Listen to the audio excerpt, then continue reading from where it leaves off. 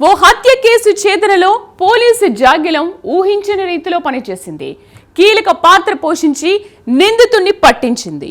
జాగ్యం ఇచ్చిన క్లూస్ తో పోలీసులు హంతకుడిని అరెస్ట్ చేసి రిమాండ్ కు తరలించారు. నిందితుడిని పట్టుకోవడంలో కీలక పాత్ర వహించిన డాగ్ సోనీ ప్రస్తుతం సెంటర్ ఆఫ్ అట్రాక్షన్ గా మారింది. ఇంతకీ ఈ కేసులో జాగ్యం ఏం చేసింది? నిందితుడిని పట్టుకోవడంలో ఎటువంటి సాయం చేసింది? Let's watch this story.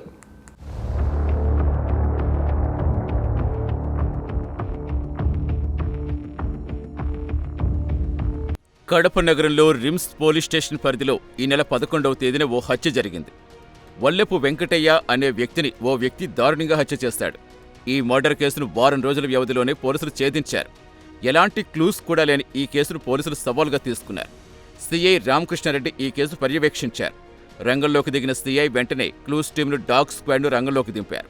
ఈ హత్య కేసులో నిందితులను అరెస్ట్ చేసేందుకు పోలీస్ శాఖ జాగిలంస్తోనూ ముఖ్య పాత్ర పోషించిందని డీఎస్పీ తెలిపారు. డాగ్ హ్యాండ్లర్ సుధీర్ అద్భుతంగా పనిచేయడంతో నిందితుడిని గుర్తించారు. దర్యాప్తు అధికారికి జాగిలంస్తోను ఎంతగానో ఉపయోగపడిందని తెలిపారు. జాగిలమిచ్చిన క్లూస్ ఆధారంగా సీఐ రామకృష్ణారెడ్డి ఈ కేసు ఛేదించారు. ఇందులో కీలకమైన నిందితుడు అరుణ్ కుమార్ను అరెస్ట్ చేసి మీడియా ముందు ప్రవేశపెట్టారు. కడప నగరంలో డీఎస్పీ కార్యాలయంలో RIMS CI Ramakrishna Reddy, SI Subhash చంద్రబోస్తో కలిసి డీఎస్పీ వెంకటేశ్వర్లు నిందితుని వివరాలు వెల్లడించారు.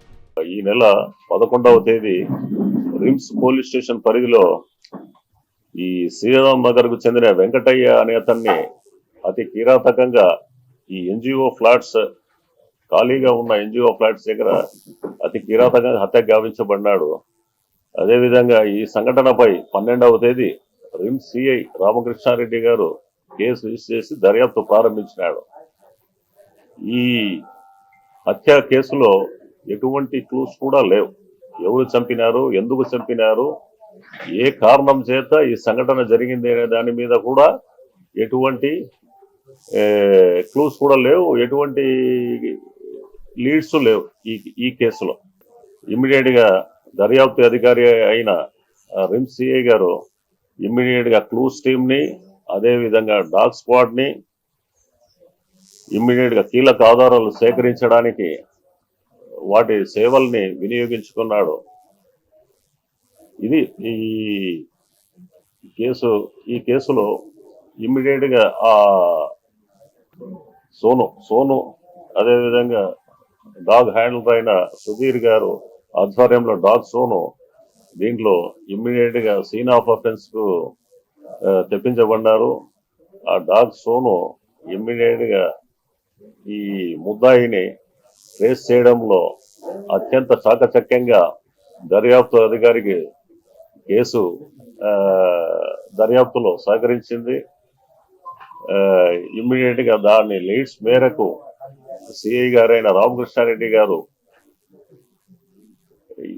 ఈ ముద్దాయి అయిన అరుణ్ ని ఇమ్మీడియట్ గా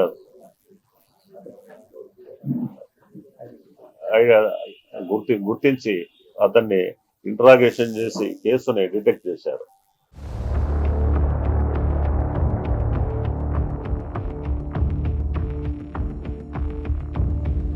హత్యకు గురైన వెంకటయ్య, నిందితులు అరుణ్ కుమార్లు స్నేహంగా ఉండేవారు. వీరి మధ్య తలెత్తిన చిన్న వివాదం చినికి గాలివాన్లా మారింది.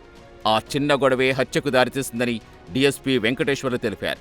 సిమెంట్ దిమ్మరతో వెంకటయ్యను దారుణంగా చంపిన అరుణ్ కుమార్ ఆనవాళ్లు చెరిపేందుకు చేసిన ప్రయత్నమే అతన్ని పట్టించింది.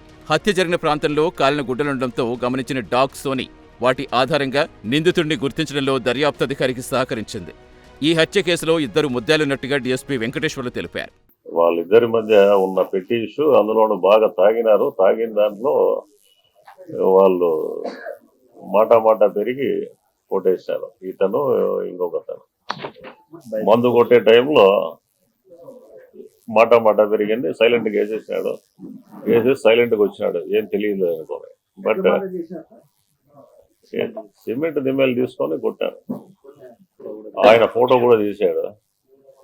తర్వాత ఆయన కేసులో ఈయన ఏం చేశాడంటే ఈ ఆనవాళ్ళని చెరిపేసే క్రమంలో ఈయన గుడ్డల్ని వీటన్నిటిని కూడా ఈయన తగలబెట్టేసినాడు. ఏ ఆనవాళ్ళు దొరకకూడదు, ఏ క్లూ దొరకకూడదు పోలీసు వాళ్ళకని. బట్ ఈ డాగ్ సోను ఇమ్మీడియట్ గా ఆ సీన్ ఆఫ్ అఫెన్స్ విజిట్ చేసింది. ఆ సెంట్ స్మెల్ ఆధారంగా ముద్దాయిని కూడా దర్యాప్తు అధికారి గుర్తించడంలో సహకరించింది.